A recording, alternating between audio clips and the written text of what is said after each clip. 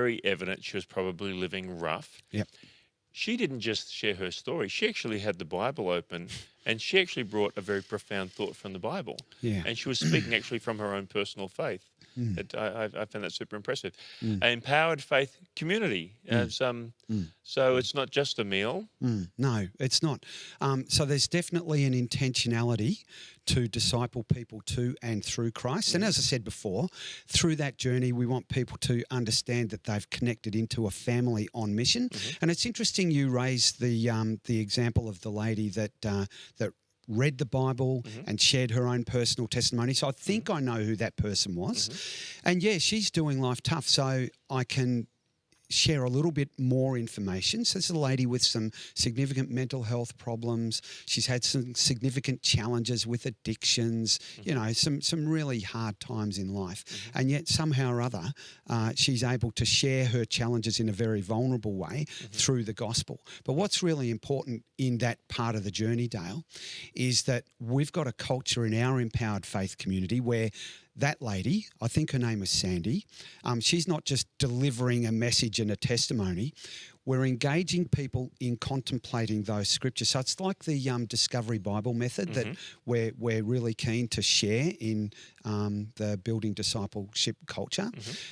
We engage people in that scripture and that thought, and we engage people in a contemplative way to have a bit of a think about how God might be speaking to them personally around that very same scripture. So in BDC moments, we call that a Kairos moment.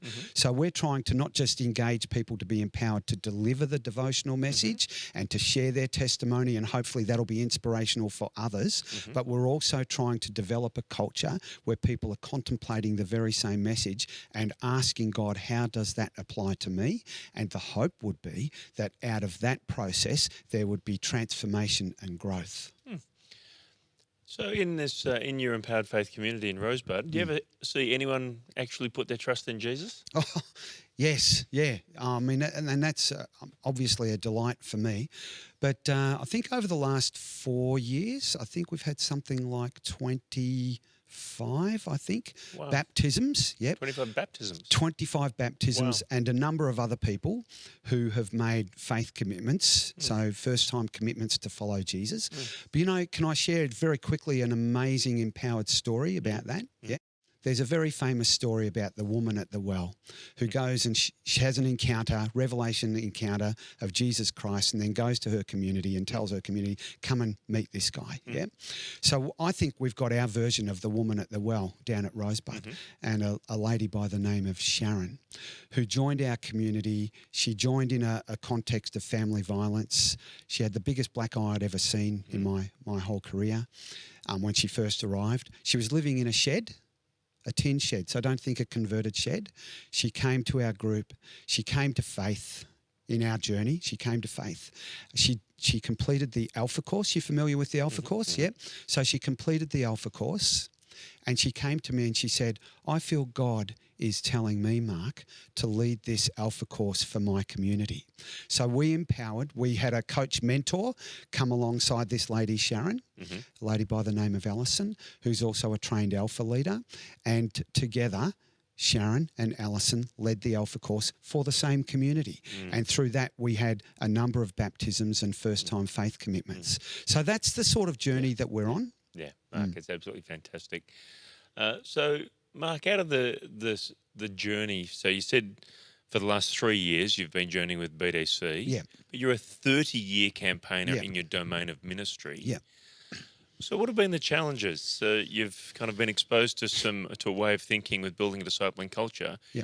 You're swimming it across a domain where you're a leader, highly educated, highly practiced, highly thought through leader in a domain. So what have been the challenges in bringing some of the BDC principles into a domain where you've got decades of experience in leadership?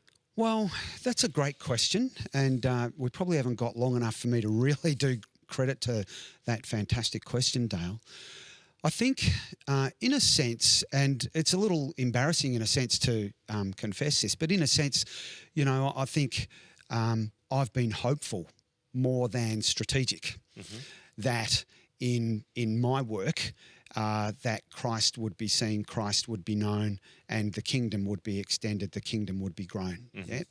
So it's probably more hopeful than strategic. And I think, and that's not to say that pre-BDC that there hadn't been kingdom fruit, because there had been. But I think there's been this sort of exponential growth with the revelation of the BDC frameworks. So I think, I think it's more understanding that pre the BDC environment, there was more a hopeful sort of sense that things might happen just mysteriously through the movement of the Spirit. And that's not to say that that couldn't happen, and indeed does, but BDC certainly has utilised the movement of the Spirit, intersected with logic and rationality and strategy, to see, certainly in my part of the empowered faith community world, to see this exponential growth where momentum is building momentum. Mark, we say in BDC, if it doesn't end in movement, it's not what Jesus began. The sort of things that you're learning, are you taking them beyond your current context in Rosebud? Yeah. And just give us a quick snapshot of what you're starting to do around Australia with what you're learning. Yeah. So I'm involved already in coaching 10 communities around empowered faith community with BDC embedded into that. So there's some different sort of thinking in empowered faith community, because we are talking about a different community unique group. domain, subset. Yep. That's right. But I'm coaching 10 communities nationwide. So I'm working with 3 communities in New South Wales. So we've had workshops in Sydney. And ongoing fortnightly coaching clusters that I lead of leaders in New South Wales who want to learn how to, under the inspiration of the presence of the Spirit, they want to learn how to implement empowered faith through BDC in their local domain. But also, this is really exciting to me, working with the state Salvation Army in Adelaide. So the Salvation Army, South Australia. Yep. They put on community meals. That's part of their bread and butter, pardon the pun. And they're really keen to have an intentionality about shifting away from benevolence and charity around their community meals, into building a discipling culture within those communities. So I'm working, coaching 10 communities in that space, and the hope is that will grow each year, and hopefully through this conversation, others who might be watching this might be inspired to have a bit of a chat to see how that works. Yeah. So, Mark, we're really grateful you've been prepared to share with us today. And for those of you who are hearing what Mark's got to say to us, I just want you to realise that there will be opportunities that we're going to open up into the future, where you might be able to spend like a half a day with Mark.